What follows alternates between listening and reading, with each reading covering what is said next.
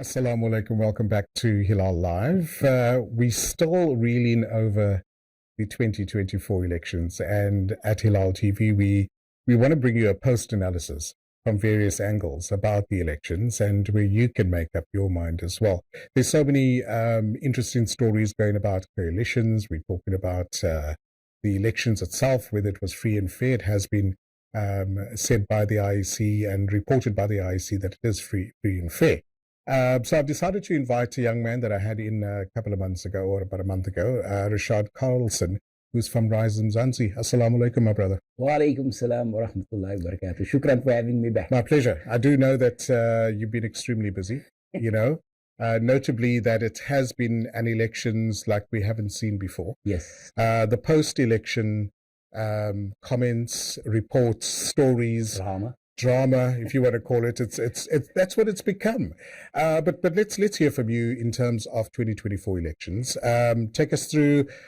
Were there any challenges? What is your opinion about how everything ran? From a Rise Mzansi perspective, firstly, shukran for having me and having Rise Mzansi back. From a Rise Mzansi perspective, our objective was to get a minimum of 2 seats. Right. And we would have loved to get around about 8 seats as our, when we're being moderate or when we're being aggressive, we'd like 8 seats. And we achieved the 2 seats. Alhamdulillah. And we also achieved 1 seat in Gauteng legislature. So in terms of the elections, we did very well. Alhamdulillah. And we cannot be aggrieved about the outcome of the election because we got what we wanted. We went out there as complete novices and most of us, 99.9% of us, have never been in politics. And how old is your party, literally? On the 19th of April, it was a year. Wow. So well done. So I think well done for a new party, a new kid on the block. In terms of the vote, the counting of the votes. Yes. What is your opinion about that? Because there's so much that's been said in the press. The issue with issues in the press is that it's post-election politicking, yes. From our perspective, whether they recount, it's not going to change our fundamental outcome. Right. So that's why we didn't sign we agreed with the free and fair elections. We upset at it. We didn't sign the letter, which I think 20 odd parties signed. Right. Because to me, it's not going to make a fundamental difference in terms of the outcome of the election. The IEC declared it as a free and fair elections, and people are taking it to court. That's their prerogative. Yeah. Whether anything's going to be there's going to be any outcome with regards to that, that's for the court to decide. That's not for us to determine. So the 2 seats, you said 2 seats and 1 in Gauteng. In Gauteng, correct. Is that 3 altogether or 3 altogether? So who's going to occupy those seats? A National Assembly, it will be Songezo Zibu, who's the national chairperson. Very gentleman. Very much so. And then it will be the national coordinator. And in Gauteng, there'll obviously be someone from representative. Gauteng. Yes, correct. Okay, fantastic. Good representation, I think, national as well.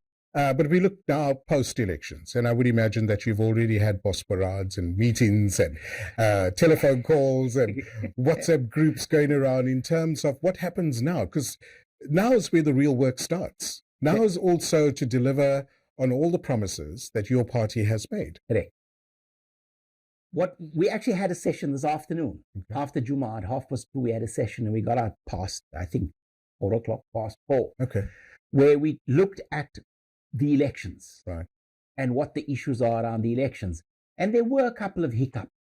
But you know what? For a new party, we did amazingly well. Okay. On Monday, we're having a session starting at 11 o'clock in the morning, and that's going to go on for an hour, 2 hours, 3 hours, however long that's going to be, to talk about what we do now going forward. Because now we're starting to plan for 2026 and 2029. In terms of the agenda for the National Assembly now and the Gauteng legislature, one of the things we'd like to be put on the agenda is that when you get your ID document, your ID card, you should automatically be registered as a voter. You don't have to go through a special process.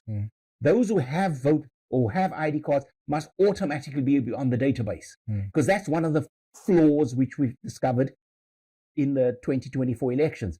People we spoke to were like, yeah, we want to vote, But the voters' roll had been closed already, so they couldn't vote.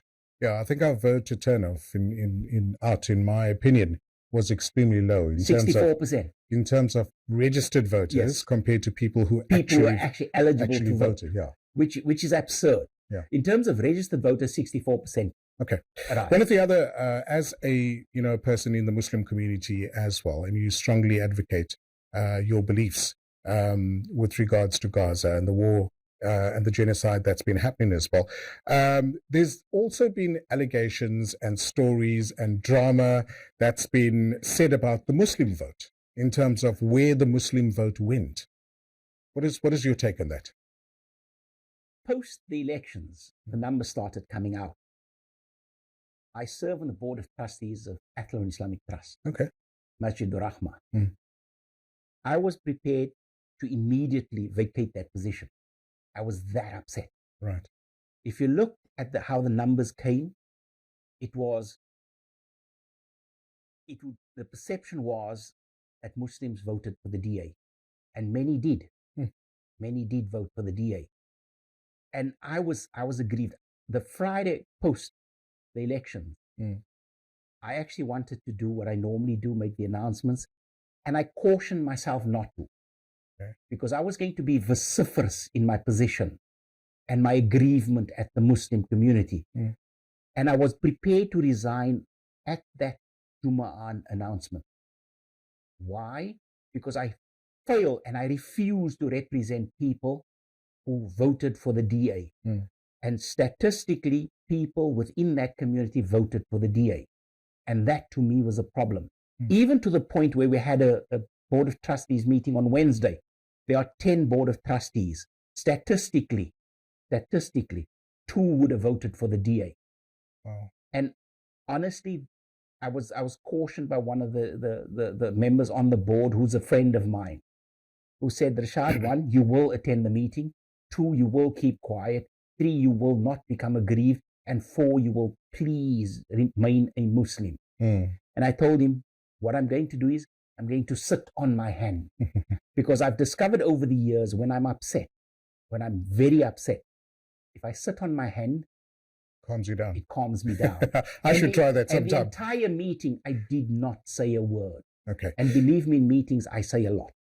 So what does this mean now for the Western Cape? I mean, if you want to put it into perspective, if you say that a large amount of those votes have now gone to other parties, for example, the DA, what does this mean for the Western Cape? At 11 o'clock this morning, I was still in that very angry position. I then left my house. I didn't go to Athlone Islamic Trust, to Masjid Rahma in Garlandale.